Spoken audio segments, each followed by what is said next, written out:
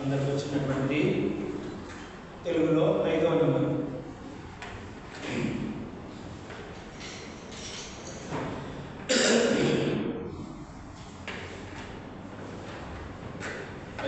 పాటను తెలుగులో 5.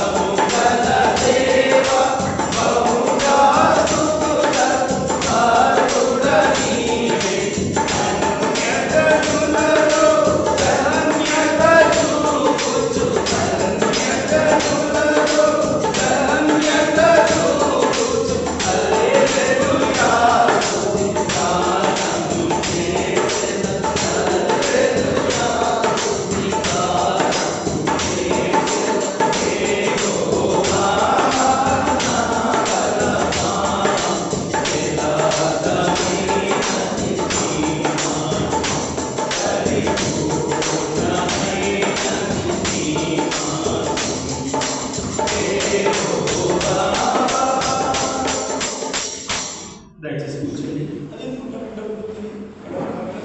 రైట్ చేయలేదా?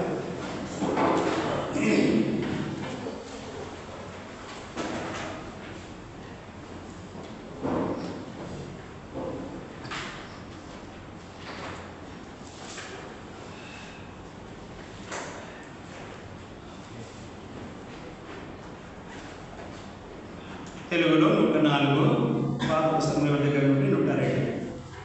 తెలుగులో 104 పాట నంబర్. పాటల పుస్తకం నుంచి తెలుగులో 104.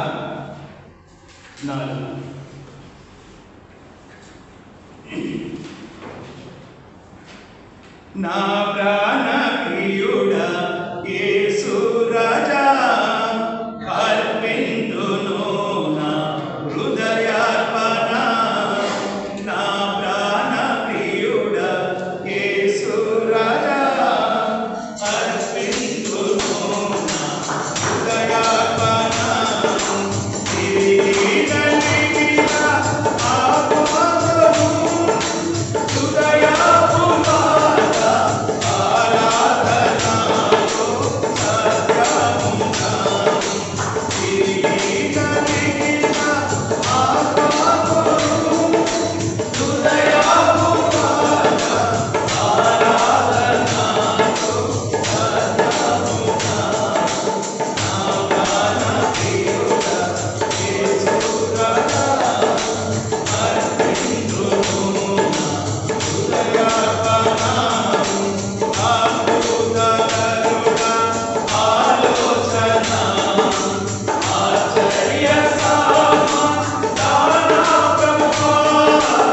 అద్భుత కరుణ ఆలోచన ఆశ్చర్య సమాధాన బ్రహ్మ. బలవంతుడా బహుప్రియుడా మనోహరుడా మహిమారగా స్తుతించెదను. నా ప్రాణ ప్రియుడా యేసు రాజా అర్పింతును నా హృదయార్పణ. విమోచన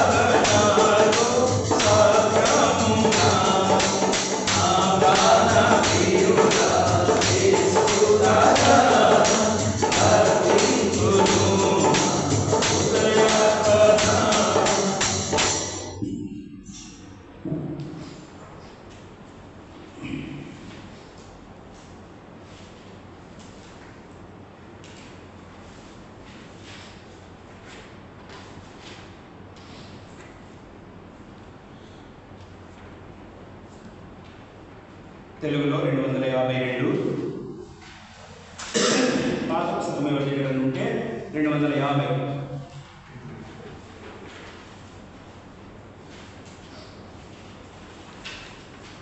తెలుగులో 252.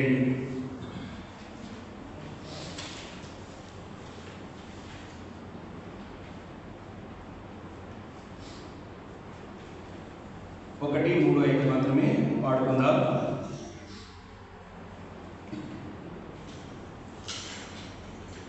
అడవి చెట్ల నడుమ ఒక జల్లడు వృక్షవలె పరిశుద్ధుల సమాజములో యేసు ప్రవహిస్తున్నాడు. పరిశుద్ధుల సమాజములో యేసు ప్రవహిస్తున్నాడు.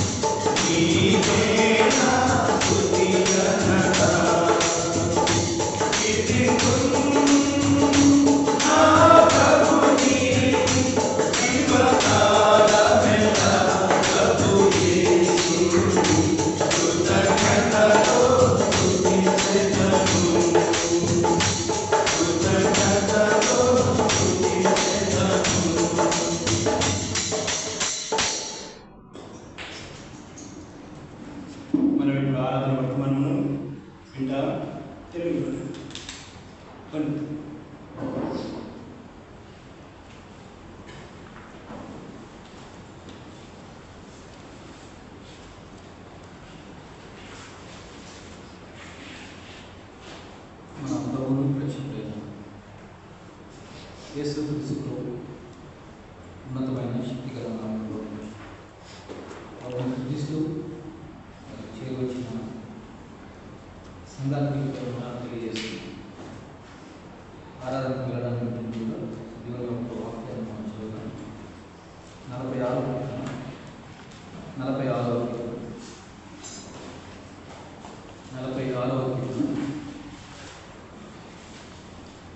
మొదటి నుంచి ఆఖరి వచ్చిన వరకు మార్చి మనం చదువుతున్నాం.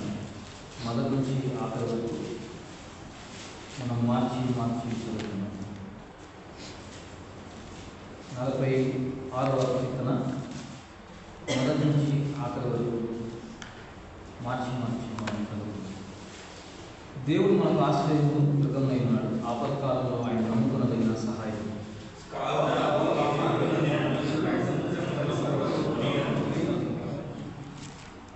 వాటి జనముల జనములు ఘోషించు నురుగు కట్టినను ఆ పొంగునకు పర్వతం కదిలను మనం బయట ఒక నది కలదు, దాని కాలువలు దేవుని పట్టణంలో సర్వోన్నతుని మందిరం పరిశుద్ధ స్థలము సంతోషపరచుచున్నవి.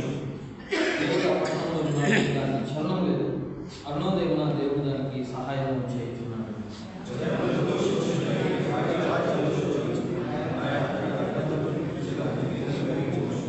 సైన్యములకు యెహోవా తోడై ఉన్నాడు. యాకోబు యొక్క దేవుడు మనకు ఆశ్రయమై ఉన్నాడు. యెహోవా చేసిన కార్యములు రచించుకునుడి.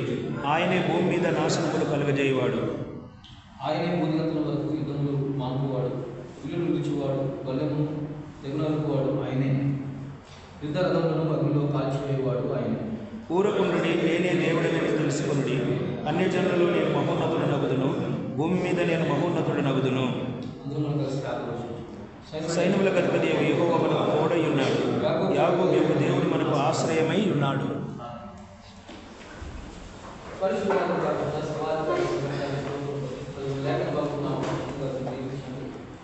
ఆరాధన సహాయకరం మాత్రం సిలువైబడి యేసుక్రీస్తు నామమున హింపడుతున్నట్లుగా నీ వాక్యమును ప్రతి హృదయంలో తాకిసరిగా చేసుకుంటున్నాను. యేసుక్రీస్తు నామమున స్తుతించి ప్రార్థన చేయబడుతున్నాను. ఆమేన్. 46వ కీర్తన విశేషమైన కీర్తనగా మనం చూడాలి.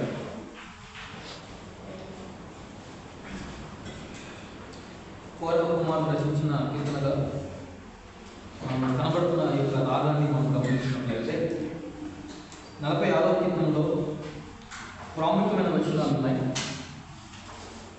కీ వర్సెస్ అంటారు. అదే సమయంలో ఈ కీర్తన మొత్తానికి ఆధారమైనది మరొక విషయాన్ని కూడా మనం గమనించాలి. అయితే ప్రభు మనకు ఆశ్రయున్నాడు. ఆపత్కాలంలో ఆయన నమ్ముకున్న దగ్గర సహాయకుడై ఉన్నాడు అనే విషయాన్ని మనం మొదటి వచనంలో మనం చూస్తాం. మన దేవుడు ఆయన ఆశ్రయ దుర్గమై ఉన్నాడు. మన దేవుడు ఆయన ఆపత్కాలంలో నమ్ముకునదగిన సహాయకుడై ఉన్నాడు.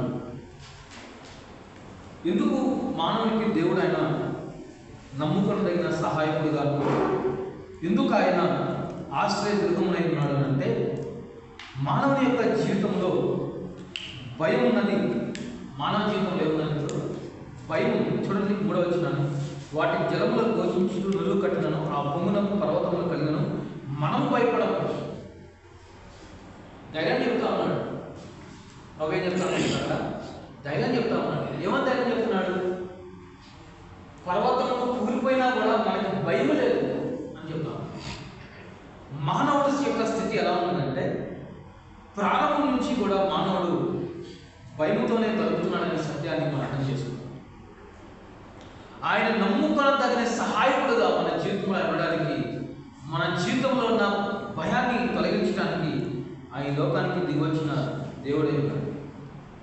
కారణం మానవునికి కలిగిన అత్యంత భయం పరిస్థితిలో ఒక భయం మాత్రం మానవునికి పట్టి పిలుస్తూ ఉంది. ఏంట భయం అంటే అప్పు భయం. ఏ భయం అది? అప్పు భయం. చిన్న దొంగతనం చేస్తే ఎంత భయం ఉంటుందో కదా స్కూల్లో. చిన్న దొంగతనం చేస్తే చాలా భయం ఉంటుంది. చిన్నదంటే ఏంటి? పెన్సిలే. దానికంటే చిన్న దొంగతనం రబ్బర్. దానికంటే చిన్న దొంగతనం చిన్న చాక్లెట్. అది ఏం జరిగినా కూడా ఎంత భయంకరమైన పరిస్థితులు మనము గమనించవచ్చానంటే వాడేమనుకుంటాడు? ఏమనుకుంటున్నాడు, టీచర్ ఏమనుకుంటుందో, మమ్మీ డాడీ తెలిసి ఏమనుకుంటారో, ఈ భయం మానవునికి ప్రారంభం నుంచి ఉంది. ఎంతటి ప్రారంభం నుంచి ఉంది? 2 ఏళ్ల కుర్రాడు కూడా పేరెంట్స్ ఎందుకు భయపడతాడు? 2 ఏళ్ల బాబు కూడా ఎందుకు భయపడతాడు? పేరెంట్స్ ఏదో చేశాడు అందుకే ఏం చేస్తాడు? మన పిల్లలు చూస్తే సడన్గా మంచాల కింద దాక్కుంటూ ఉంటారు. మంచాల కింద దాక్కుంటారు. నా 2 కుమారులు నేను గమనిస్తాను, ఎదుగుతూ ఉంటే ఒక 2 years వచ్చేసరికి ఏదో చేస్తారు, మంచం కింద దాక్కుంటారు, తలపైన కదా దాక్కుంటారు. ఎవరు నేర్పించారు వాళ్ళు దాక్కోమని? ఆదాం కదా, ఎక్కడ దాక్కున్నాడు? ఆదాం చెట్ల చేస్తున్నాడు దాక్కున్నది. మానవునికి భయము జన్మతా ఉన్నదనే సత్యాన్ని మనం అర్థం చేసుకోవాలి. కారణం, మానవుడు పాపంలోనే పుట్టాడు, పాపంలోనే పెరిగాడు, పాపంలోనే తల్లి వాడిని గర్భంలో ధరించిన సత్యాలు మన దైవగ్రంథంలో మనం విదితమే. కనుక మానవుని యొక్క సర్వ భయాన్ని తొలగించి ఆయన మనకు నమ్ముకొనదగిన సహాయకుడుగా మన జీవితంలో ఆయన ఉద్భవించడానికి ఆయన ఇష్టపడ్డాడు. 46వ కీర్తన రచించడానికి ముఖ్యమైన అధ్యాయం ఏంటంటే సందర్భ వాక్యము లేదా background of the story of the 46 psalm ఏంటంటే మొదటి దినవృత్తాంతాలు 20వ అధ్యాయం. యుద్ధములు జరిగిస్తున్నా, జయాన్ని కలిగిస్తున్నా కూడా ఒక రాజరికాన్ని కోల్పోతున్న ఒక భయంలో దావీదు గడుపుతున్న సమయంలో కోరహ కుమారులు రచించిన ఒక కీర్తనగా ఈ కీర్తన మనం గమనించవచ్చు. కనుక అది రాజు అయినా, అది ఎలాంటి పరిస్థితి అయినా, ఎవరున్నా కూడా మానవునికి లోకంలో భయము దాగి ఉన్న సత్యాన్ని మనం చూడాలి. అతి భయమును తొలగించి మానవునికి సంతోషాన్ని అనుగ్రహించడానికి ఆయన లోకంలోకి ఆయన జన్మించిన దేవుడే. ఆయన మన కొరకు ఈ లోకంలో ఉపయోగించిన వాడుగా ఉన్నాడని సత్యాన్ని మనం అర్థం చేసుకోవాలి. 4వ వచనం చూస్తే, ఒక నది గలదు, దాని కాలువలో దేవుని పట్టణంలో సర్వోన్నతులు మన పరిశుద్ధ స్థలమును సంతోషపరచుచున్నవి. అంటే అప్పటి సంతోషం లేదు. ఇప్పుడు కీర్తనకారుడు మాట్లాడుతున్నాడు, దేవుడు ఎంతటి సహాయంలో నాకు తెలుసా, దేవుని యొక్క సంతోషము దాగినది. భయాన్ని తొలగించి సంతోషాన్ని అనుగ్రహించడానికి ప్రభు వచ్చింది.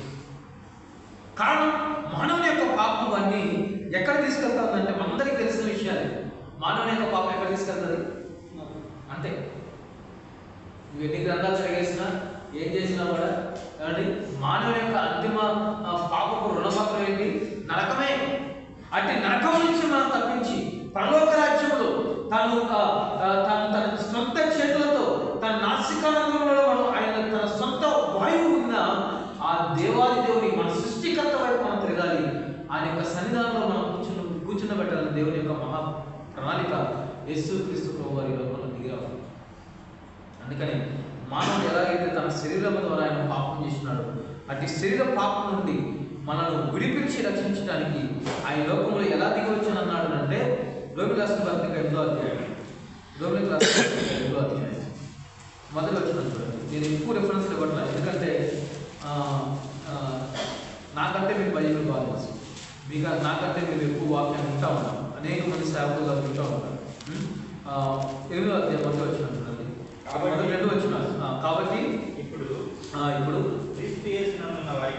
క్రీస్తు యేసునందున్న వారికి ఏ శిక్షా విధియు లేదు. పాపంలో ఉన్న వారికి, మరి పాపంలో ఉన్న వారికి ఏముంది? మరి పాపంలో ఉన్న వారికి శిక్ష ఉంది. క్రీస్తు యేసునందున్న వారికి శిక్ష లేదు. అందుకని పాపపు శిక్ష నుంచి తొలగించడానికి క్రీస్తు యేసునందు ఉంచాల్సిన అవసరం ఏర్పడింది. ఎక్కడ ఉంచాల్సిన అవసరం ఏర్పడింది? ఇప్పుడు బయట